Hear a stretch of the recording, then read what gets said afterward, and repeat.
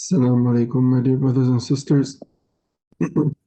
Inshallah, we continue with the second half of Surat al-Inshiqaq. And the part we stopped at was the part that will talk about the disbeliever. So Allah talks about the believer will get his book with his right hand. He will receive a very easy hisab. May Allah make us of them. They will go back to their family in a state of happiness. And Allah speaks about the opposite. أما من أوتي كتابه وراء ظهره. So the one who will get his book behind his back. And in another surah, Allah talks about how they will get their books with their left hand. And it's basically both of them going to happen. When they see that the believers are getting their books with the right hand, they're going to try to hide their left hand behind their back to avoid getting the book with their left hand. And then the books will go to them behind their back into their left hand. Such a person, Allah says, فَسَوْفَ يَدْعُو ثُبُورًا. He will cry, I am doomed, I'm destroyed. وَيَصْلَى سَعِيرًا.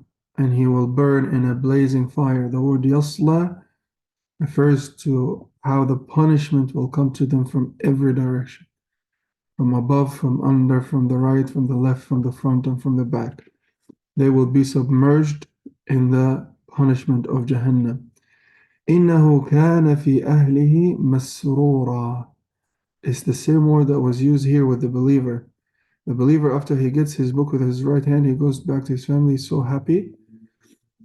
And here Allah says about the past, in the dunya, in the worldly life, the disbeliever used to be in a state of happiness, laughing at the believers, mocking the believers. The surah before, Surah al-Mutaffifin, mentions how إِنَّ الَّذِينَ أَجْرَمُوا كَانُوا مِنَ الَّذِينَ آمَنُوا يَضْحَكُونَ. Those criminals, those evil, those disbelievers used to mock and make fun of the believers. So on the day of judgment, Allah reminds them of what they did in the dunya. And we'll see how this verse here, إِنَّهُ كَانَ فِي أَهْلِهِ مَسْرُورًا, how they used to mock the believers. Allah subhanahu wa ta'ala will show us how that He will mock them towards the end of the surah, as we're going to see, inshallah. Now, this person who is going to be submerged in the punishment of the hellfire because they used to mock the believers and they used to be happy with the sins that were being committed, just like the king who was throwing Ashab al-Ukhdud. Allah says about them, the reason that they commit such evil is إِنَّهُ ظَنَّ أَن يَحُورَ. They thought that they will not go back to Allah, that there's no such thing as resurrection. And someone who thinks there's no punishment for them, there is nothing that will stop them from doing whatever they desire, right? That's why Allah in so many places, in hadith, in Quran, Allah says, those who believe in Allah and the last day, يُؤْمِنُونَ بِاللَّهِ وَالْيَوْمِ الْآخِرِ. It's because the last day, they believe in the last day, knowing that you're going to be resurrected and held accountable for what you did. This is something that holds you back, that pushes you back, that prevents you from falling into sin and from harming other people and committing evil. And then Allah says, Bala, of course that person will go back, will come back to Allah.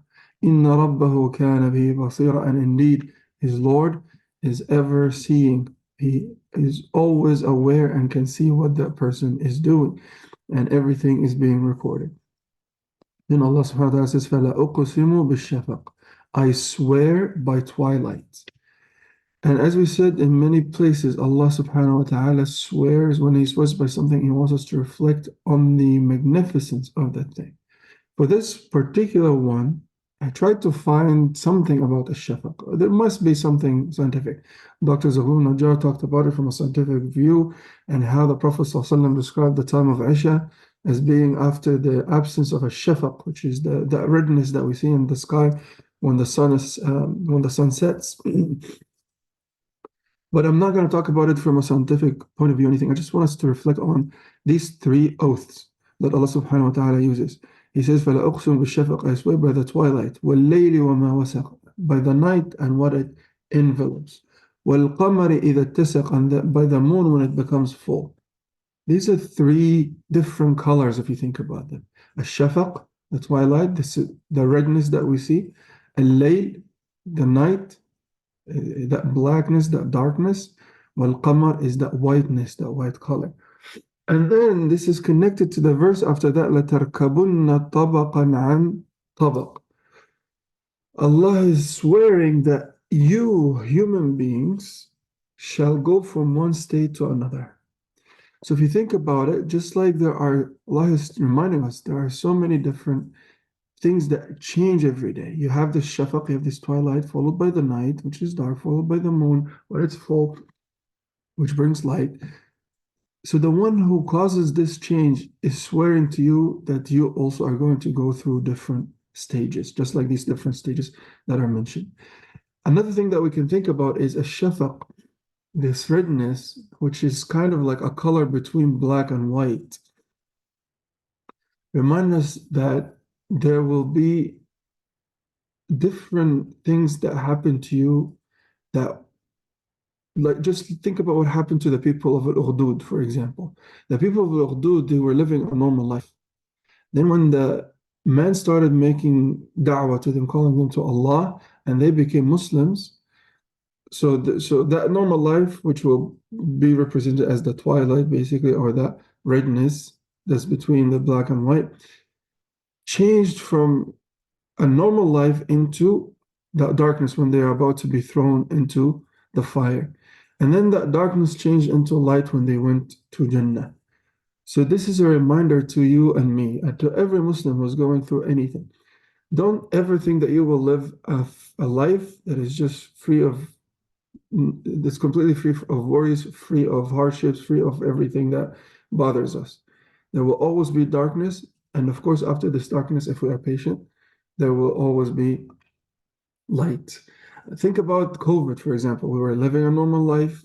COVID hit and everything was changing. Like even groceries, we couldn't find groceries because people were hoarding groceries and like people were freaking out. And then now life is back to normal again. So Allah is reminding you, لَتَرْكَبُنَّ طَبَقًا عَنْ طَبَقٍ. You're going to move from one state to another. You will never be the same. You'll go from richness to poverty, from poverty to richness, from life to death, to the resurrection, to from happiness to sadness, from sadness to happiness. So our life is full of going from one state to another.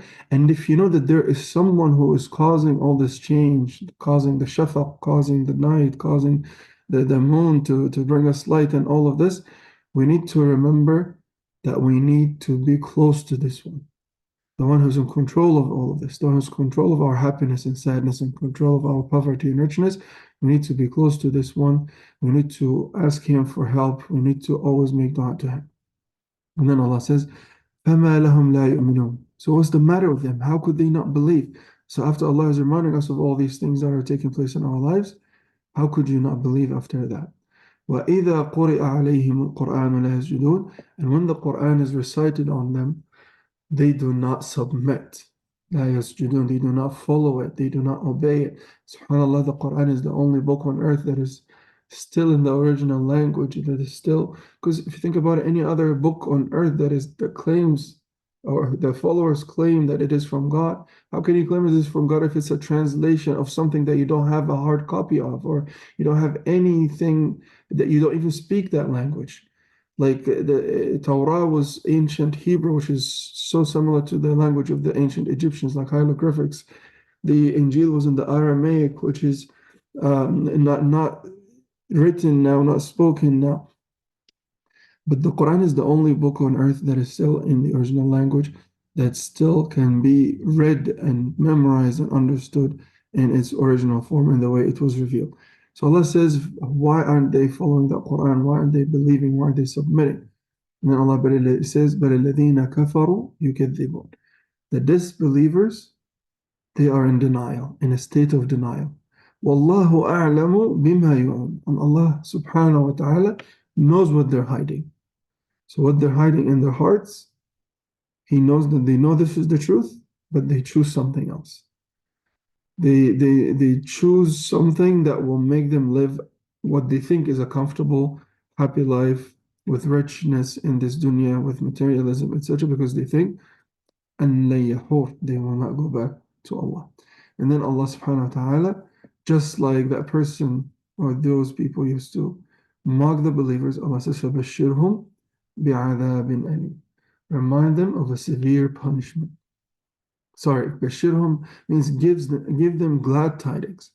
So the word Bashir means to give good news to someone.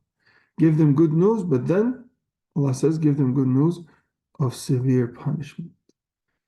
And then Allah says, إِلَّا الَّذِينَ آمَنُوا وَعَمِلُوا الصَّالِحَاتِ, except for those who believe and do good deeds, لَهُمْ أَجْرٌ غَيْرُ مَمْنُونٍ. For them, there will be a reward that is never ending. So not only are they exempt from the adhab in alim, the severe punishment, but also they're getting a reward that is never ending. And one of the meaning of غَيْرُ مَمْنُون is, like sometimes here in this dunya, you get sick of certain pleasures.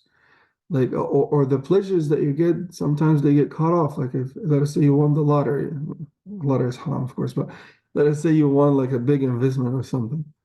The amount of money could you could spend it all, and then you're back to not having that same amount of money anymore.